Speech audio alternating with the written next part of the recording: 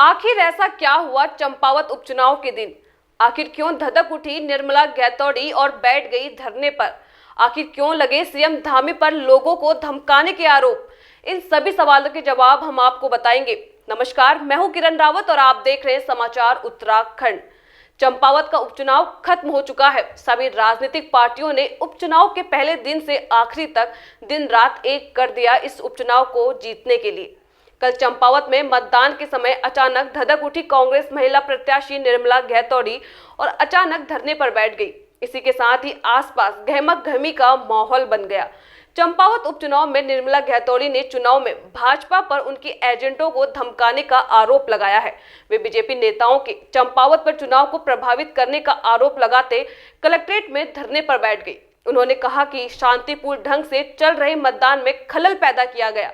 भाजपा द्वारा गुंडा राज स्थापित करने का प्रयास किया गया।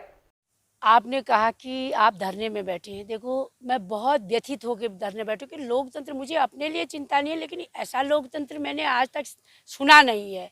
जो बाबा साहब भीमराव अंबेडकर ने अधिकार दिए हैं, जो संविधान की एक परिभाषा लिखी है, वो आज कहीं से कहीं तक नहीं हो रही है। आज मैं अपने बूथों में गई, सबसे पहले मुझे सुबह फ़ोन आया बनबसा से, क्योंकि हमारे कैनाल में 4-5 बूथ हैं। तो लड़कों ने कहा दीदी हम यहाँ पर हमको डराया गया।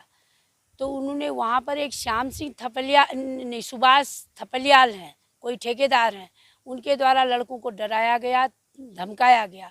उनसे कहा गया कि मुख्यमंत्री के खिलाफ तुम उठ रहे हो, कल के दिन तुम्हारा भविष्य क्या होगा, 5 साल तुम देख लो कि सरकार हमारी है, तुम कहीं पर कुछ नहीं रह पाओगे, जो भी कहा। उसके बाद कई बूथों में उन्होंने कहा कि तुमको कितना पार्टी वाला दे रहा है, हम तुमको दूना चौगुना दे देंगे, तुम लेकिन बूथ में मत बैठो। इस तरह का प्रलोभन दिया गया, इस तरह से गुंडा राज स्थापित करने की कोशिश की गई। मैं तो ये नहीं समझ पा रही हूँ कि आखिर ये हो क्या रहा है। क्या जनता इतना भी नहीं समझ पा रही है कि ये गलत हो रहा है? क्योंकि ये बहुत गलत हो रहा है। अगर एक साधारण व्यक्ति मनन करे तो ऐसा जो राज हो रहा है, ये कल के दिन हमारे लिए बहुत विनाशकारी होगा। इलेक्शन कोई जीते हारे बड़ी बात नहीं। आज एक बहुत बड़ी आपने देखा 2 दिन पहले हमारे यहाँ ये जो 30 तारीख को कल मुख्यमंत्री जी द्वारा बाइक रैली निकाली गई। खुद बाइक में बैठे एक संवैधानिक पद पर बैठा हुआ आदमी, मुख्यमंत्री जो हमारे प्रदेश का मुखिया है, इस तरह से लड़कों के साथ जैसे बैठ के जा रहा है, जैसे कि कोई लौंडे लवारे घूम रहे हों, और आचार संहिता का कहीं से कहीं तक उनको कोई चिंता नहीं।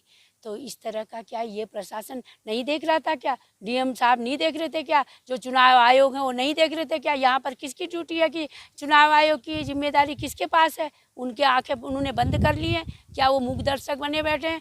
मैं उसी लिए धरने पर बैठी हूँ कि तुम इस तरह की कार्रवाई कर रहे हो और एक तरफा तुम किसी का फेवर कर रहे हो। दूसरा, मैं आज बूथ में गई, यहाँ से सीधे सिप्टी वाले बूथ में पहुँची तो वहाँ पर एक गौरांग रघु, इनके RSS के ऋषिकेश से आए हैं, वो वहाँ पर थे। मैंने पूछा भाई कहाँ से? किसी ने पहले तो बताया ऋषिकेश से। जब किसी ने मुझे पहचान लिया, बोले नहीं मैं तो घूम रहा हूँ, बाबा हूँ। अरे भाई क्या मैं नहीं जानती? मठ में बैठो ना बाबा हो तो, आप ऐसे क्यों लोगों को गुमराह कर रहे हो? वहाँ से भी मेरा जो मैंने रखे थे हमारे एजेंट जो थे, आप सोचो थैला ले जा के कोई एजेंट जा रहा है, वो ऐसे ही तो नहीं छोड़ जाएगा ना बूथ। इस खबर में फिलहाल इतना ही। राजनीति से जुड़ी तमाम खबरें जानने के लिए देखते रहिए समाचार उत्तराखंड। नमस्कार।